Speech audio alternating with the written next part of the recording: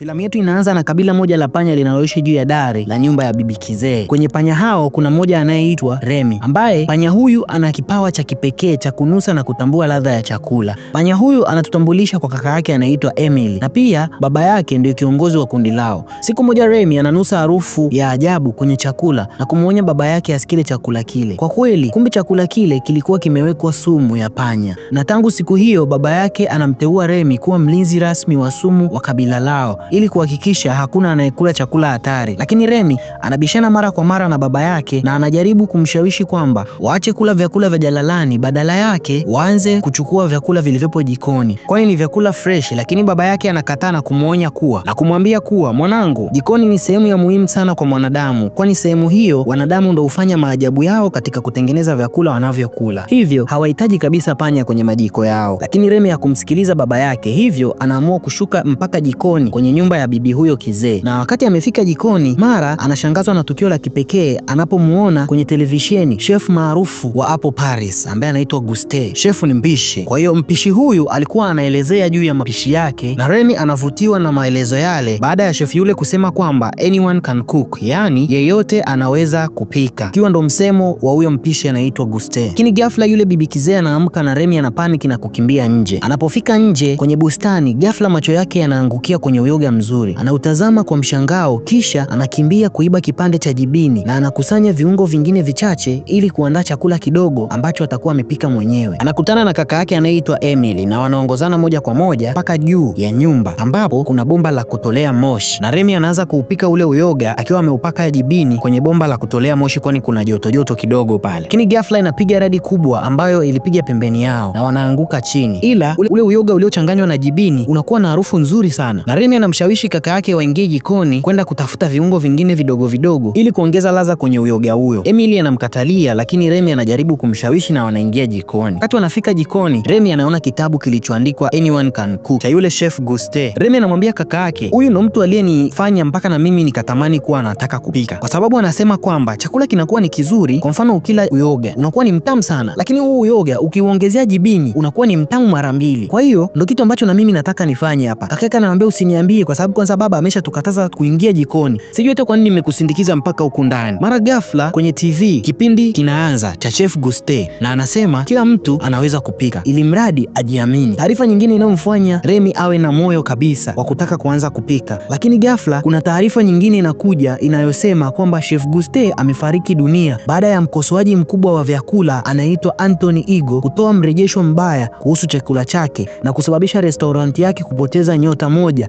kati ya nyota 5 zilizokuwepo hapo awali. Wakati huo huo, mara yule bibi Kizee anaamka tena na anamuona Remi akiwa na Emily jikoni. Anachukua bunduki na anaanza kuwafyatulia risasi. Panya hao wawili wanaanza kukimbia huku na kule wakitawanyika. Remi na kaka yake wanajitahidi kuokoa maisha yao, lakini wanakuwa wametengana, na Emily anakwama akining'inia kwenye taa huku risasi zikimkaribia, na kukumbusha kwamba juu ya dari ndio lile kabila la panya wengine wote lipo hapo. Mama akafyatua risasi huku na kule, lakini kwa bahati nzuri risasi zile zinaisha, jambo linalompa nafasi Remi ya kumuokoa kaka yake. Lakini kabla hawajatulia, mama huyo anarudi akiwa tayari ameshapakia risasi zingine, kisha anaanza kupiga risasi kwenye dari kwa nguvu kubwa, na hapo ndipo balaa linapoanza, kwani dari lile linaporomoka na kushuka chini. Mama kwanza ilibidi ashanganyikiwe, maana panya wote waliokuwa pale juu walishuka hapo chini na kuanza kukimbia kwa taharuki kubwa. Wanatumia milango na madirisha kutoka nje ya nyumba na kuelekea kwenye mto, ambapo kwenye mto huo walikuwa wametengeneza viboti vidogo vidogo vinavyowasaidia kutoroka. Lakini Remi bado yuko ndani ya nyumba na alikuwa ana mpango wa kuondoka na kile kitabu cha chef Guste, kwani anaamini kwa uwezo wake mkubwa wa kunusa anaweza kuwa shefu mzuri sana endapo akipata nafasi ya kupika. Remi anakimbilia mtoni na anatumia kitabu kile kama boti. Anapanda juu ya kitabu kimwezesha kuelea juu ya maji, lakini bibi Kizee yule aliendelea kufyatua risasi na anasababisha Remi kutengana na familia yake, kwani alishindwa kujua ni mashimo gani waliopitia baada ya kukutana na mashimo mawili ambapo ilikuwa inabidi achague njia, na njia aliyoichagua haikumpeleka kwenye familia yake. Anakutana na maporomoko makubwa na yanampeleka mpaka mjini, ambapo anachukua kitabu chake na kukiweka pembeni na anaanza kukisoma. Akiwa anasoma kitabu kile, mara kitu cha ajabu sana kinatokea. Mzimu wa chef Guste unatokea na kumwambia kwamba kama una njaa tafuta, usikate tamaa. Lakini Remi anajibu kwa huzuni na kumwambia kwamba nimepoteza familia yangu yote na siwezi kurudi nilipotoka. Guste anamwambia kama utaendelea kuangalia ulichokipoteza, hautayaona yale yaliyoko mbele yako. Maneno haya yanampa ujasiri Remi. Anatoka kwenye mfereji na anakusanya chakula ili apunguze njaa, lakini mzimu wa Chef Guste unamtokea tena na kumwambia kwamba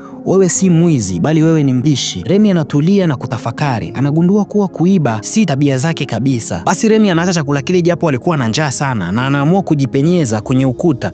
Anatoka nje kabisa kwa kupanda juu ya paa. Hapo anapata mshangao mkubwa baada ya kugundua kwamba yuko Paris, na tena sio Paris tu bali yuko karibu na mgahawa wa Chef Guste. Akiwa na msisimko, anaamua kusogea karibu kwenda kuona aone na hilo jiko la Chef Guste, kwani alikuwa analiona kwenye TV tu na kuona picha zake zingine kwenye kitabu alichokuwa anakisoma cha mpishi huyo. Anafika juu na anaanza kutazama ndani ya mgahawa. Jiko lilikuwa limechangamka kwa shughuli mbalimbali za mapishi. Wapishi walikuwa wanapika kwa haraka wakisimamiwa kwa makini na mpishi mkuu aliyekuwa anaitwa Skinner. Ghafla kijana mmoja mchanga anaitwa Linguini anaingia. Anamwambia Skinner kwamba yeye ni mtoto wa rafiki wa zamani wa Guste na kwamba mama yake amefariki dunia, hivyo anaomba kazi, na anamkabidhi Skinner barua aliyoachiwa na mama yake, huku akimuomba ampatie ajira ya kuweza kupata chochote kitu kwa hicho kipindi atakachokuwa hapo mjini Paris. Lakini Skinner anamkatalia kijana yule mara moja, ila kuna mpishi mwingine aliyokuwa pembeni yake anamwambia simuajiri kwa sababu sisi hapa hatuna mtu wa kutubebea takataka. Basi kwa kusita, Skinner anajikuta akilazimika kumpatia kijana huyo kazi ya kuokota takataka zilizopo jikoni hapo na kuzitoa nje. Muda wote huo Remy alikuwa yuko juu ya paa pamoja na roho ya Guste wakiwa wanatazama jiko lile na wanajadili nafasi ya kila mpishi. Macho yao yanaangukia kwa Linguini ambaye muda huo anasafisha sakafu. Kwa bahati mbaya anapamia sufuria na kujikuta ameongeza viungo vingine ambavyo havikupaswa kuwekwa kwenye supu ile. Hapo tayari ameshaharibu mapishi. Akiwa na hofu kubwa ya kufukuzwa kazi, anajaribu kuirekebisha haraka haraka bila mtu kumuona. Lakini Remy ambaye ni huyu panya akiwa yuko bado pale juu jikoni, anakasirika sana kuona jinsi Linguini anavyoharibu mapishi yale na anatamani awatahadharishe wapishi wengine, lakini anashindwa. Wakati anahangaika, Guste anamwambia Remy, najua unafahamu nini cha kufanya kwenye ile supu, naomba ingia ndani na uende ukamsaidie. Lakini Remy anasita. Mara dirisha linafunguka ghafla na Remy anaingia ndani ya jiko. Moja kwa moja anadumbukia kwenye sinki la maji na heka zinaanza jikoni humo akijaribu kutafuta njia ya kutoroka. Mara anaona dirisha liko wazi na anakimbia kulielekea.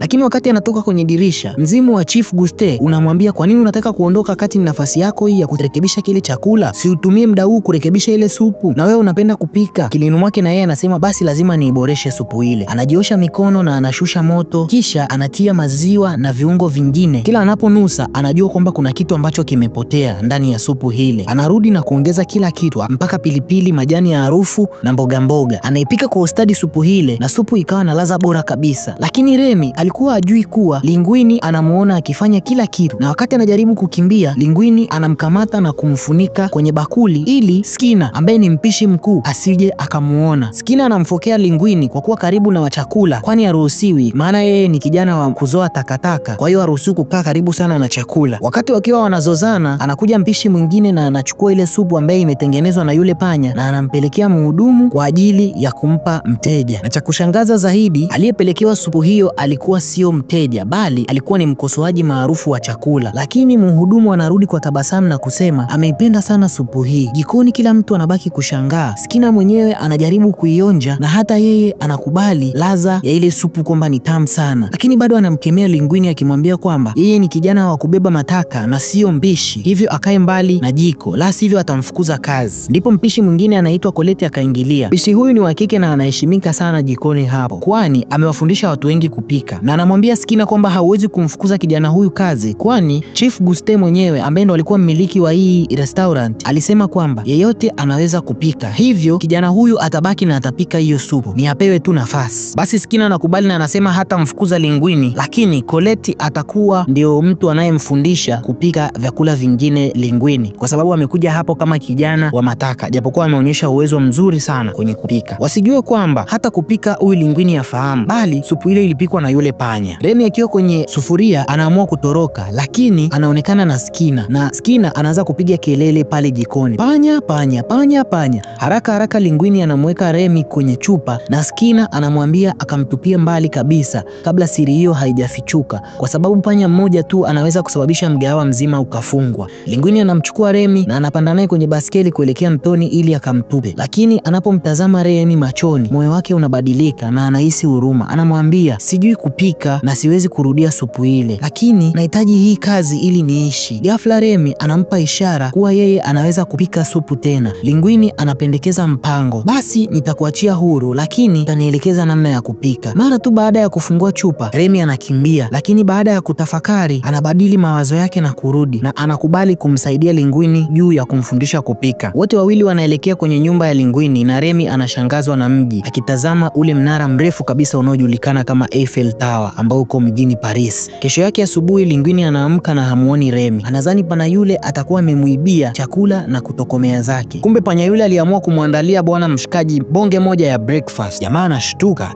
upanya kumbe ndo anajua kupika hivi, sio supu tu, anajua mavitu mengi. Lakini pale pale anakumbuka kwamba anatakiwa hawahi kazini, hivyo anajiandaa mara moja na kwenda zake kazini. Anafika kazini, anakutana na wapishi wengine wakiwa wamezunguka na wanasoma gazeti. Kumbe yule mkosoaji alikuwa ameandika maoni mazuri sana kuhusiana na ile supu aliyokunywa jana. Akasema kwamba restauranti ile inahitajika kuongezewa nyota yake iliyoipoteza, kwani ile supu ilikuwa nzuri mno. Basi shefu mkuu ambaye anaitwa Skinner anamfuata Linguini na anamwambia kwamba tengeneza supu nyingine tena, kwa sababu supu yako imependwa na mkosoaji, hivyo watu wengi watakuwa wanakuja hapa kuiulizia. Hapo kumbuka Linguini hajui chochote kuhusiana na mapishi. Anafika pale jikoni na hajui ni kiungo gani atakachotumia. Remy anamng'ata akimwambia kwamba wanatakiwa waende sehemu wakazungumze kwanza. Basi bana, Linguini anaamua kuingia kwenye store ya restaurant, na wanapofika kule Remy anaanza kwa kusema kwamba ana njaa, lakini kumbuka huyu panya haelewani na binadamu, hivyo anakuwa tu anaangalia ile jibini, na Linguini anafahamu kwamba panya huyu atakuwa ana njaa, hivyo anampatia jibini mara moja. Lakini ghafla kumbe Skinner alikuwa anapita pale, akahisi kama ameona panya na Linguini akazima taa mara moja. Remy naye akajificha zake. Skinner anakuja anamwambia Linguini, mbona kama nimeona panya vile? Au hujaona panya hapa hivi? Linguini anamwambia mimi sijaona panya yoyote. Basi Skinner anamwambia okay sawa, rudi kazini. Kwanza unafanya nini huku store? Mara tu Linguini alipotoka pale vile, Remy naye anaingia kwenye kofia. Wakati ameingia kwenye kofia, kunakuwa kama kunataka kutokea ajali fulani hivi, na Remy anajikuta ameshika nywele za Linguini na anazivuta hivi kidogo. Baada ya kuvuta zile nywele, anashangaa Linguini amekuwa na uwezo mkubwa wa kukwepa kile kitu na wanaepuka lile jambo. Akili inamjia Remy kwamba ana uwezo kumcontrol huyu bwana kwa kupitia nywele zake. Usiku unafika na wanaanza majaribio ya kumcontrol huyu bwana kupitia nywele zake. Kama unavyoona hapo hivyo, Linguini amefungwa kitambaa machoni, lakini anayemcontrol ni yule panya hapo juu. Yote hii wanaifanya kwenye majaribio ya vyakula ili kujua namna ambavyo utendaji kazi wa jikoni unavyokuwa. Wanaanza na kukatakata vitu, movement za hapa na pale, na mpaka mwisho wa siku Linguini anakuwa